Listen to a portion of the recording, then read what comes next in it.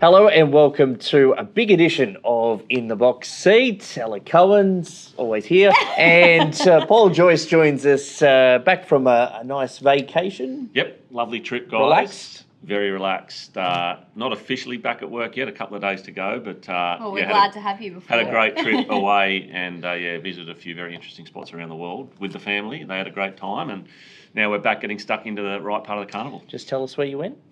Started in Dubai, Yep. and then to Prague, and then to a wedding in Poland. So a first for me, Poland, and a great spot. Keen to get back. Haven't heard anyone go to those spots, so I'm intrigued to know all about it after we finish filming. Yes, no, Poland, underrated, and should be on people's radar. Yeah, right. There we go. Well, back here on the Gold Coast, obviously it's spring carnival time. Very busy here at the Gold Coast Turf Club this weekend for the Attwood Marshall Lawyers Caulfield Cup Everest Day. Great sponsors of the club here year in, year out. So a big thank you to them. A huge weekend of racing. Obviously we've got the two, the Caulfield Cup and the Everest Day. It's going to be massive. Yeah, it's become a huge day now. Obviously it was Caulfield Cup.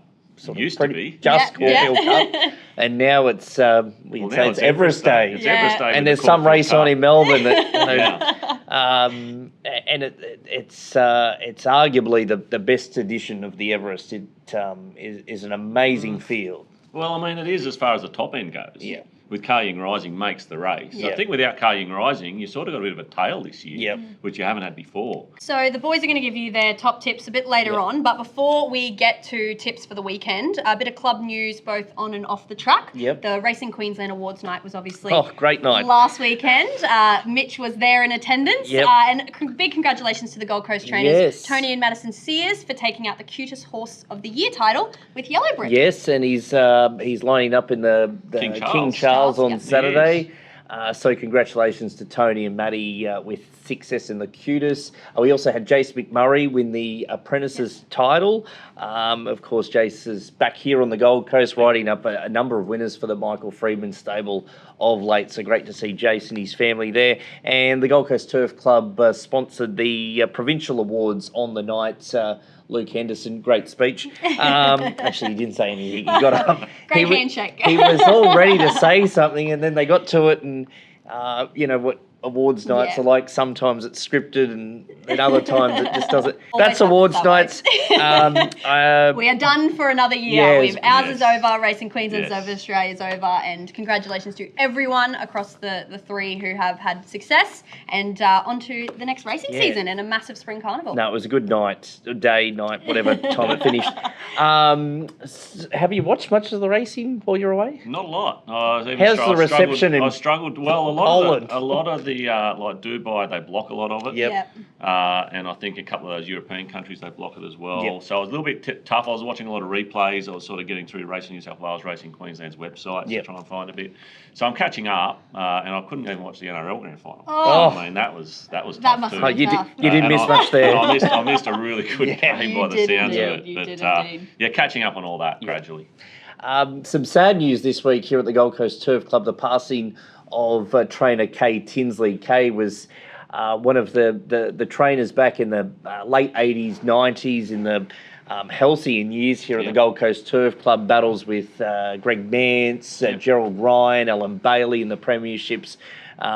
He only had sort of 20 in work, but really punched above his weight against those bigger stables, and they were fair dinkum big stables back then. Gerald had a number of horses. He was an inductee into the Gold Coast Turf Club Hall of Fame in 2016. Some of his best horses included Cool Credit, who won a Waterford Crystal Mile, narrowly missed in a Stradbroke with City Fair, Dale Spriggs rode Adam, who was a very top class horse from Newcastle, knocked him off in the Stradbroke that year. Heroism won a Queensland Guinea, so he had a number of great horses, and a memorial service was held at the Gold Coast Turf Club this week for Kaye. Also, too, Joyce, he was a great mentor for the riders coming through, including Glenn Boss and Jason Taylor. He was. No, I remember back in those 80s, 90s, he was the man you wanted to back when you Shrewd came Kiwi, He was a very good trainer. As I said, not a lot of horses, but placed them perfectly. Yep. And they could land a plunge back in the day too. The good old days. So, of course, Jason's still riding, but Glenn Boss pretty much did his apprenticeship through. Well, he moved from Gympie to the Gold Coast, and that's where Glenn started to kick off. So our thoughts with family and friends, and that memorial service was well received here at the Turf Club this week. Looking ahead to the weekend, all things sort of heading towards Caulfield Cup Everest Day, but also Men Matter Day as well. Absolutely. We have to mention, obviously, Men Matter were only... you'd be without a job if you didn't. The chairman would be very mad at me if I didn't mention it. Obviously, October 25, it is coming up very, very quickly here at the Gold Coast Turf Club. You have to be on track, get your tickets. There's plenty of fundraising that's going to be happening. As you saw on the show last week, the car is a live auction. We will have links for people to be able to bid on both the car and the boat. So even if you aren't here on the day, we are going to have live links for people to get involved and bid on the car, the boat. There is trips overseas to the UK. There is sporting memorabilia. One thing after the grand final, as we just spoke about, 4X have donated. It's going to be a mega memorabilia of all 4 codes in Queensland that had won their premiership. So you've got the Brisbane Broncos NRL and NRLW team, you've got the Brisbane Lions, and you've got the Queensland Maroons jersey signed by the teams of all the respective codes, and that is going to be a mega memorabilia. If you're a sporting fan, a Queensland sporting fan, get online, get bidding. Gala Bid will have all the links above.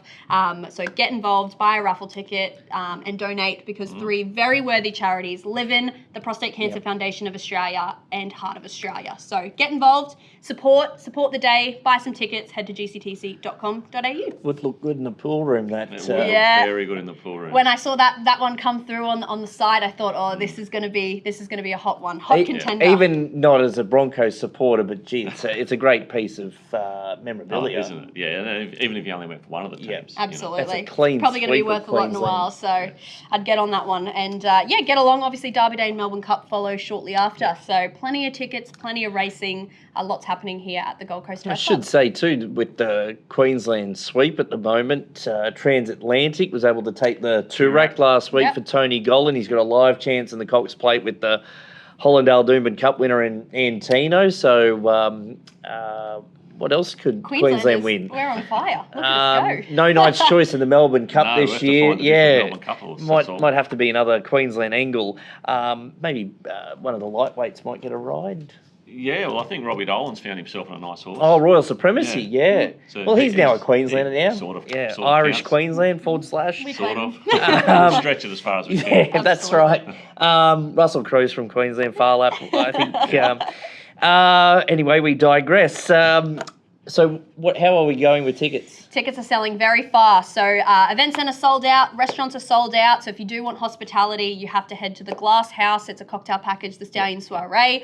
That'll have heaps of entertainment hosted by Spider. You'll get a drop-in visit from Carl Stefanovic. We've got 2 North Queensland Cowboys players, and Chris Fagan with the Brisbane Lions Premiership Trophy will be here as well. So the Glass House is very exciting, also a place to be. So if you want to grab tickets, head to gctc.com.au. Otherwise, general admission, of course, always available. Plenty of activations. We'll have the mobile barber shop here. Any of the blokes want to get their hair cut, come on out, save yourself and get it here for free on the day. So lots happening. It's going to be an incredible day here on track. And I tell you what, GA was pumping last week with that Twilight meeting. Big crowd here. And this weekend is no different for the Caulfield Cup Everest Day. So the crowds are flocking out. Spring has sprung, as we like to say.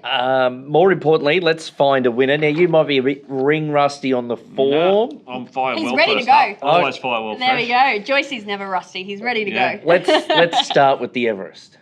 Okay, I'm pretty keen on the Everest winner. I reckon Jolie Star just wins. Ooh. Yeah, right. Yeah, I do. I think there's just so much pressure in the race. The pace will be on. It'll put Kaye Rising under the pump. We've sort of seen him out here. His trial was only fair.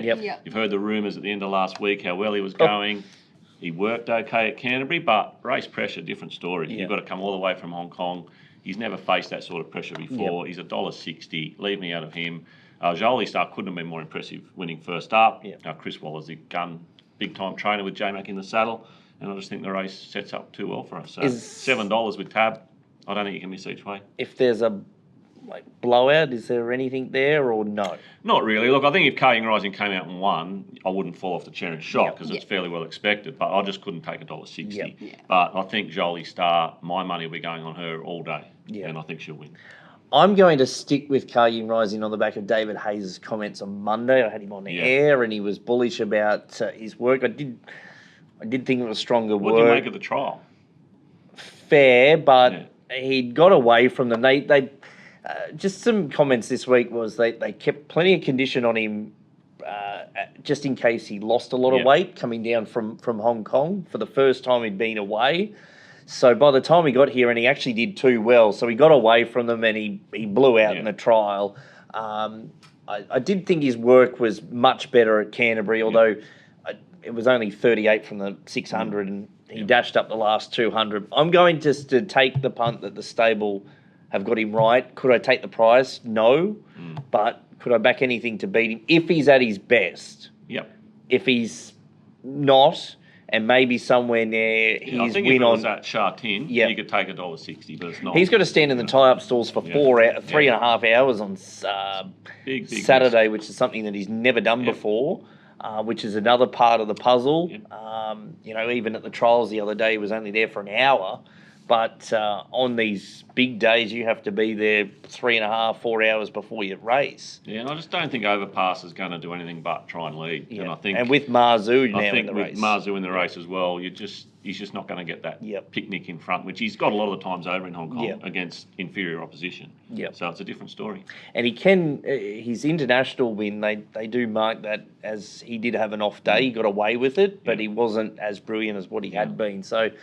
He makes the race, though. Yeah, absolutely. I don't mind your selection, but I think the draw hurt his chances. I agree. I've said this one to place. I agree with everything you've said. Kaye Rising, I think it's going to be hard to beat. But I've gone Jimmy Star, and it's an outstanding sprinter, proven himself recently. But you're right, the draw. I said the bad barrier. That just puts me on the place there for that one. So I'm going to go Jimmy Star for a place in the Everest. I think he's a huge chance, Jimmy Star, because, again, I think he'll be the big beneficiary of that frantic tempo up front, and he's got the biggest finish of any horse in the race. So I don't think he'll be far off with Tab's representative. There you go.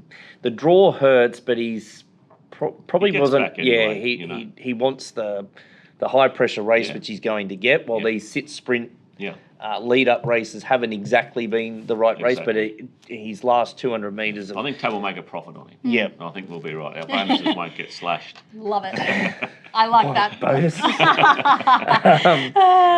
The Caulfield Cup is the other big race on Saturday. Dominant favourite in half yours, who's now as short as 6-4, 250.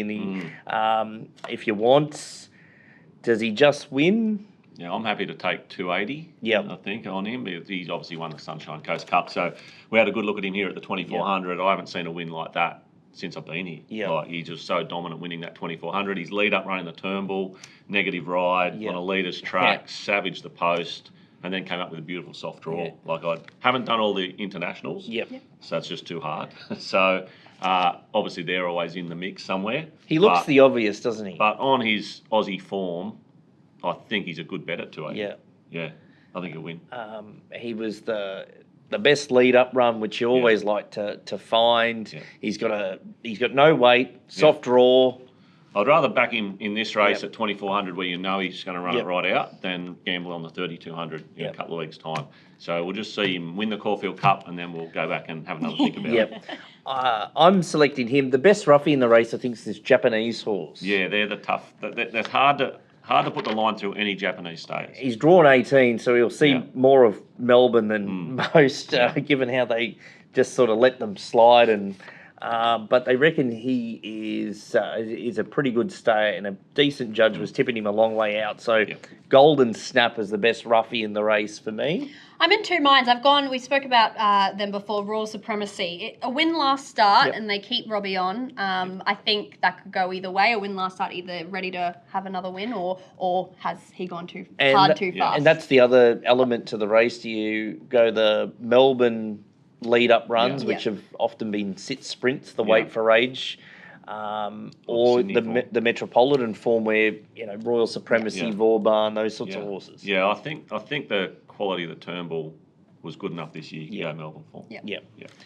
Now, the Gold Coast. Of course, most importantly of all three, the Gold Coast Turf Club racing this weekend. Now, this one I might be a little bit rusty. But there's a horse called Cavaretta in the last. Chris Waller trained. For a while, thought was never going to win a race. And then the last two starts, the pennies dropped. A really good run at Eagle Farm. Came out, broke the maiden in good style last start. So you've got a stayer that's worked it all out on the improve. I don't think we go too far wrong with Cabaretta in race 8. And the other one was Liberty Steps in race 4. I think it's number 4. Yep. Just check that number. But trained on the Sunshine Coast. Jasper Franklin claimed, good gait, rock hard fit, and I thought this horse would win before I went away, and I think ran second. So, and then maybe a 5th or 6th in a harder race, but looks to have found the right race on Saturday, Liberty Steps. Atmosphere for me, they put a set of shades on this at the Sunshine Coast last start, and it went like an absolute jet. I think Rory Hutchings rode on that occasion. They just let it slide with the shades on, and they get nowhere near it. A little bit more pressure this time around, but if it can find the top and roll like it did with the rail out 7 on Saturday, it'll be hard to beat. Race 5, number 3, Atmosphere. I've gone race 1. I think it's a Michael Morrison horse. Yep. Jam-packed, good form. It's run second, I think, the last 2 starts. I think it's found a good race and it's ready for a win. Been busting to win a race, that horse, for some time. Jam-packed race 1, number 2. So we've got half the card sorted. All the winners. Perfect. You'll be who needs to work? drinking a nice cold one at Gigi's by the end of the day with all those winners. Well, so. you've been on the bad side of a shout of late in Dubai at $34. Oh yeah, $34 a beer was a little bit steep, Mitch, but it was still hot, so still had to have one. Yeah. And judging by the weather this weekend, I think it's going to be a warm day here at the track, so a cold beer won't. Yeah, speaking of warm, I'm off to Mount Isa on the weekend where it's 41 degrees. Can't Stunning. wait. Looking forward to that. Anyway, that's us. It's been a big show. Mem Matter next week, even bigger show. Yes, we absolutely. might sit in the boat. I think we'll sit in the boat or the car. Actually, Maybe in the tray of the car. Yep. Take your pick. Catch Drop you it in the next week comments. on In the Box Seat from the Gold Coast Turf Club.